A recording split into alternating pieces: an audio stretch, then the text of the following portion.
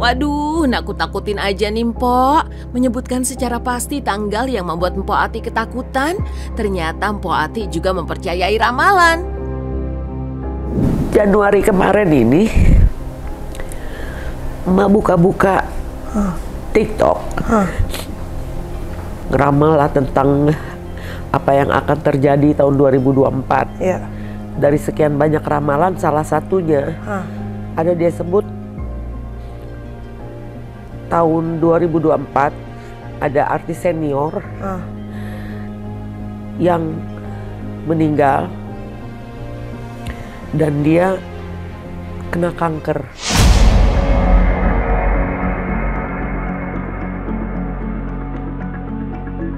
Sempat overthinking dengan ramalan dan mimpinya, Mpok Ati pun berusaha mencari petunjuk hingga memutuskan bertemu dengan psikolog.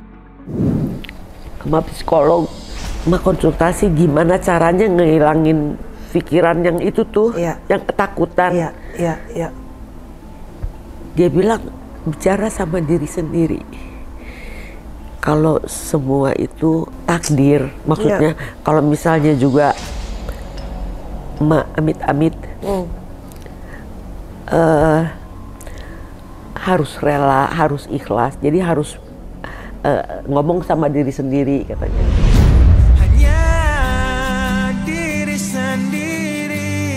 Mengalami mimpi yang tidak menyenangkan hingga mengalami paranoid, Mpok Ati pun kini mengambil hikmah agar lebih banyak beribadah dan memperbanyak zikir.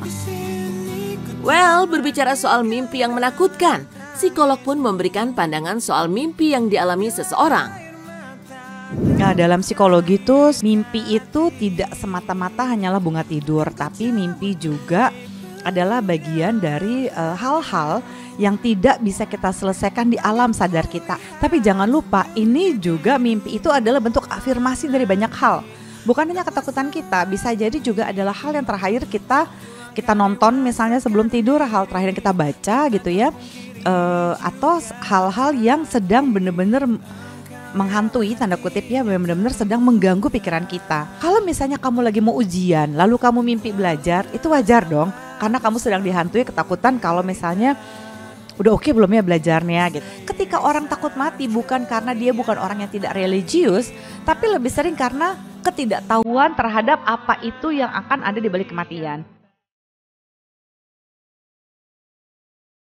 Sempat mengalami mimpi yang tak mengenakan, untungnya tak mengganggu niat Mpok Ati untuk bekerja. Kini Mpok Ati fokus berjualan puding dan cincau demi bertahan hidup. Apalagi Mpok Ati harus mengobati sakit yang kini dideritanya. Pemilik nama asli Ati Riwayati ini menyebutkan bahwa tumor jinaknya itu bernama polip. Nah, singkat cerita lagi hasilnya di usus emak itu banyak polip kecil-kecil gitu. Dan semua alhamdulillah udah diambil sama dokternya. Ada tinggal satu yang udah berakar di usus itu. Jadi polip yang membesar gitu di usus. Dan itu harus diangkat sebelum kanker. Berbicara soal penyakit Mpok Ati, salah satu cara untuk menghilangkan polip di ususnya itu dengan cara operasi. Akan tetapi Mpok Ati takut karena mengingat almarhum sang ibu yang meninggal karena operasi di bagian perut. Tetap semangat ya Mpok Ati, biar bagaimanapun semangat Mpok Ati untuk sembuh sudah menginspirasi banyak orang.